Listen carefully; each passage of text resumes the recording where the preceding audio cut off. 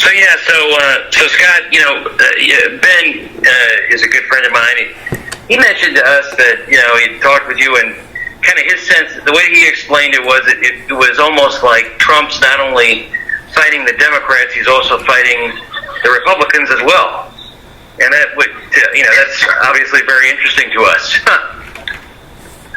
Well, I don't think that should be a surprise to anyone. We've seen many Republicans very publicly distance themselves, and I think in a way that's benefited Trump. Forced these people to show their true colors. They're willing to vote for a pro-choice, gun-grabbing, activist judges, higher taxes, just because of their personal staying for this president, maybe because he's not appropriate for the cocktail party scene. True. But yeah, I believe there's still many within the system that have not come out to criticize publicly, like many, and they're just placating him until he trying to run out the clock. So, why do you think that is, and why aren't they being helpful? Or actually, let me scratch that. I guess the better question is, why are they being actively disloyal? Well, I don't think they're being actively as helpful as they could be. When push comes to shove, they want the appearance because they want to appear that they're doing all they can to the grassroots and the voters who so overwhelmingly support this president. But in Detroit, this corruption's been going on for years. Sure. And the party's chosen to look the other way. And now they at least have to put the appearance on that they're doing something. Do you think the Trump campaign knows about this, or are they unaware that this is going on?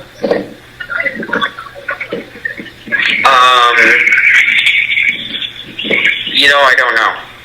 Trump always seems to be ahead of the curve, and thinking several steps ahead. So hopefully that's the case this time. But yeah.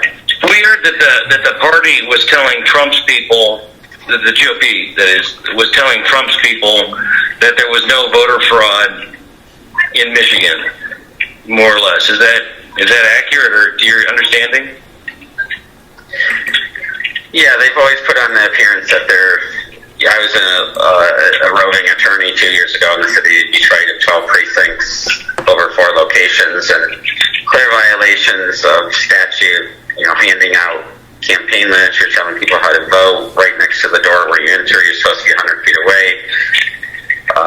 But they had no interest in pushing any of the issues then, and they likely had no reason to push any of the issues now. Why is that? Probably only because of Trump pushing it from D.C. Are they forced to at least put on a show? Well, why is that? I think in the past the reason is because they're afraid. They don't want to appear to be racist, or maybe perhaps it's been rumored out there for a long time that there's sort of deals out there that we leave you alone in the city and we'll leave you alone out of state. Wow. We saw this with the former governor of Michigan, that's Snyder, and it sounds like you're saying there's a lot more people like him who are still in office in the state, and obviously, since we're we're not in Michigan, it's very concerning because it's such a important state where Trump has such mass appeal, and to see that these guys are not going to fight for President Trump is absolutely frightening to hear that from outside of the state. I ran Trump's campaign in Michigan in 2016 for the primary and the general, and Trump finally showed how to win Michigan. Yeah. The combination that it took, the blue-collar voters, the right formula, and of course, the so-called experts took over campaigns in 2018 and lost terribly.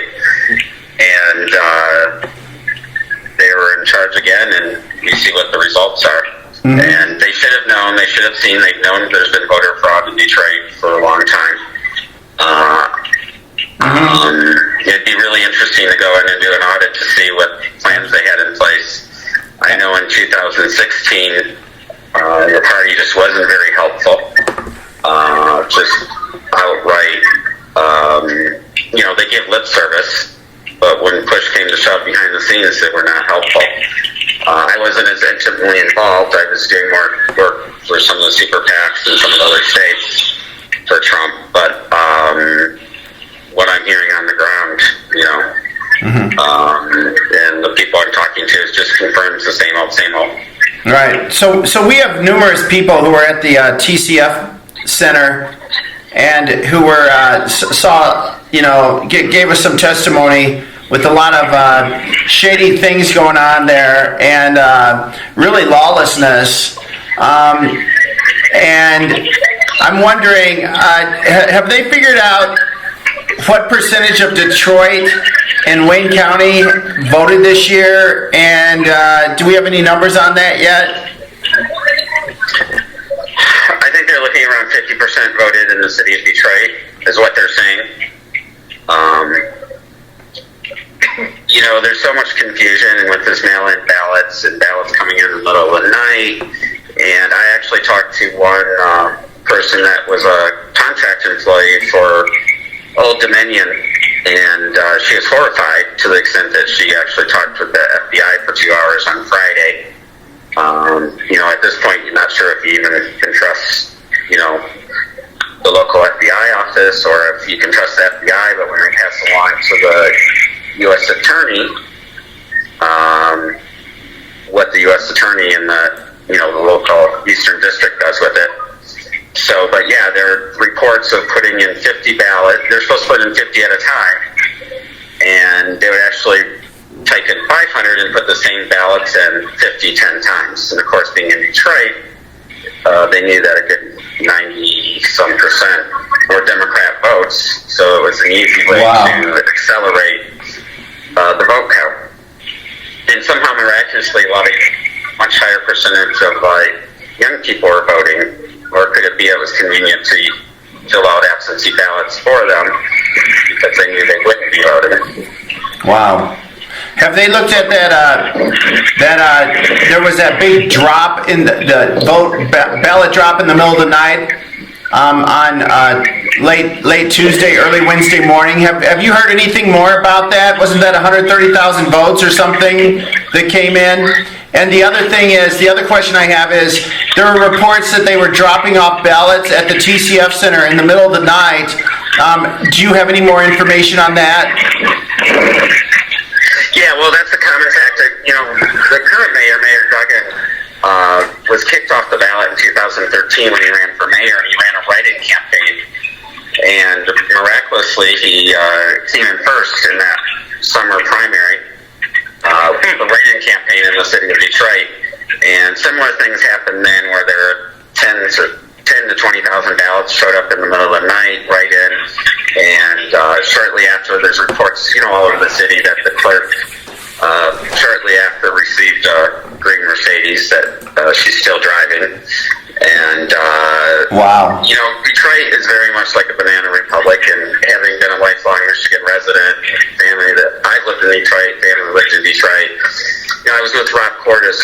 I was actually in the vehicle with him on Friday, Unity Bridge, and the police just outright lie. They just outright lie.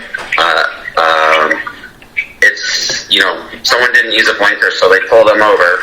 They say he has an arrest warrant out in another city. They handcuff him, keep him detained for several hours, take him out there, and there's no arrest warrant, there's no warrant, there's nothing outstanding. Outright lies.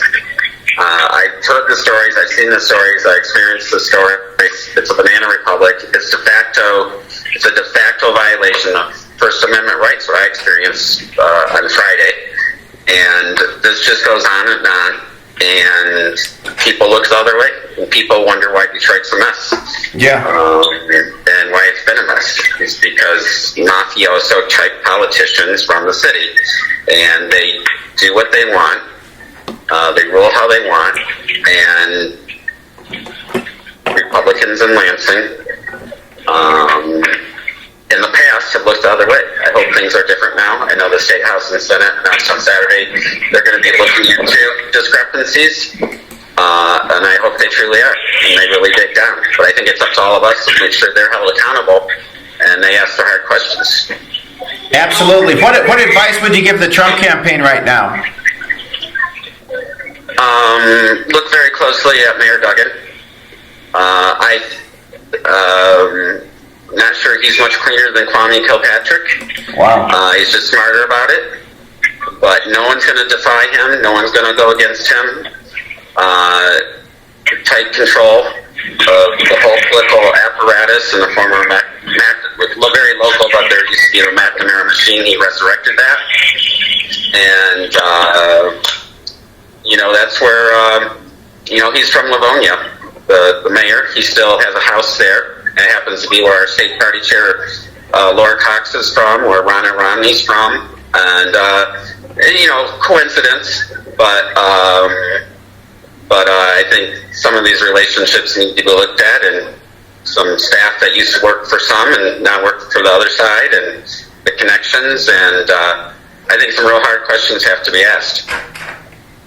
Absolutely.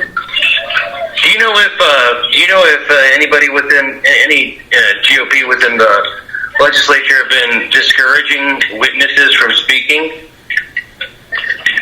For the most part, the legislators they don't take center stage on any of this. They take a back seat and watch. It's always been up to the grassroots to lead the way and clear the path, and legislators will go where they feel like it's safe to go from a political standpoint. And, it's not good, it's not right, but probably the only thing they really understand is fear, because they really like their jobs. And until they feel that fear and they feel that impact from constituents and calls into their offices, they won't change. So the investigations are announced going forward, but I would encourage anyone in Michigan, everyone, to call their legislator, and they better be asking hard questions and cleaning this up. No matter how the vote ends up, it is a disservice to every resident of Detroit, everywhere there is fraud, to not have their vote counted properly or to be diminished by adding votes from people that didn't actually show up and vote. Right. If we don't have faith in you guys know this, if you don't have faith in the system, we have nothing. And the way the media is whitewashing this is just disgusting. For them in Cobo Hall, TCF, they put up, you couldn't even look in because they put paper up, on the windows. Yeah. And blocked the view. And it's, for once, we have the national spotlight, and the Trump campaign needs to just be pushing and pushing and pushing. Because if we let this go, they're just going to get more blatant about it every single election. We caught them off guard a couple of years ago. They knew that they'd have to up their game in cheating, despite all the push polls and the withholding of information on this vaccine until 6 days after the election. Everybody was in it to beat Trump, and they still have to cheat, despite everything else that happened. Amazing. Yep. That's great advice. Thank you for that. I'm going to quit recording at this time.